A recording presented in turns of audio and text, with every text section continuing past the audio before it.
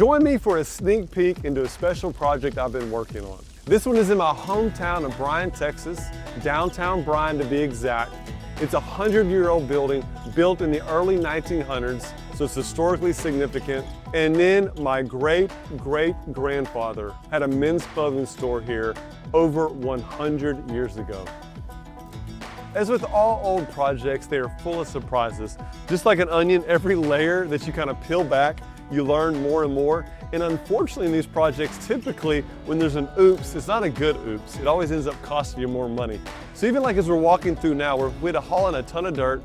Originally there were 4 floor joists all in this area. We had to rip all that out because they all were rotted. We saw up and even some of the ceiling joists that you'll see up here. There was a fire that happened 50, 60 years ago where some of the members are still charred. We actually got a letter from our neighbors saying that our utilities went underneath their building. And then there was the asbestos survey as well that came in. And this thing looked like a big balloon. We had to wrap it, get the asbestos removal abatement people to come in. And again, all these things are time and money, not super fun. The one thing that is super fun and was really cool was this hole that I'm gonna show us over here. And I honestly still don't even know what it is. We discovered this a couple months back and we had to excavate it. It was full of dirt and it's just these 4 compartments attached by these archways and it goes down 12 feet into the ground. No clue what this was used for. At first we thought as we were taking the dirt out, maybe we found a buried body down there or maybe some buried treasure, some gold bars. No such luck, but it is super cool and just something that's really kind of a cool conversation piece. So my great-great-grandfather ran a men's clothing store in this exact location, W.F. Gibson Sons.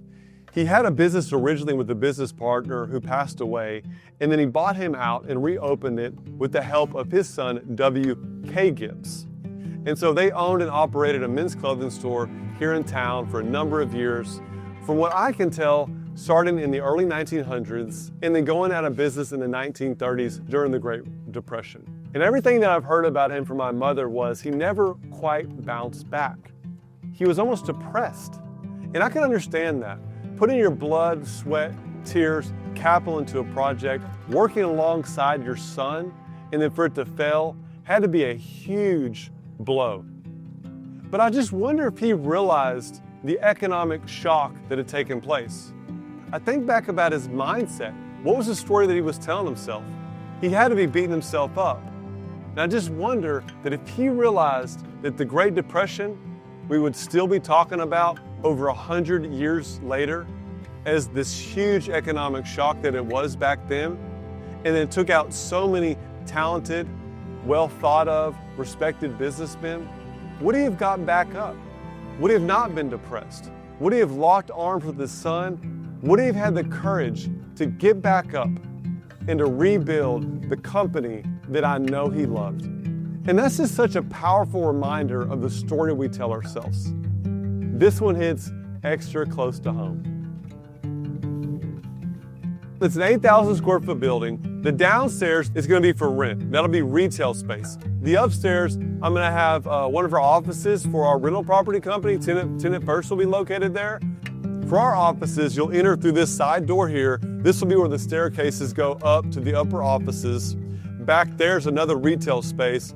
And then right now they're doing a lot of the concrete work. They're coming back and reforming up and pouring some more beams. As you start looking around, you just see the different layers. You see the brick, you see the plaster, all these different layers, and like each one of those represents a different period in time. This makes you really appreciate that they constructed this building over 100 years ago, and here it still stands. And so I will have an office upstairs, and that's just really what's neat when I think about like, I'll be office in the same building that my grandfather officed 100 years ago. Thank you so much for joining me as we took this sneak peek into my great-great-grandfather's building that he occupied back in the 1920s, and now I have the pleasure of restoring in downtown Bryan.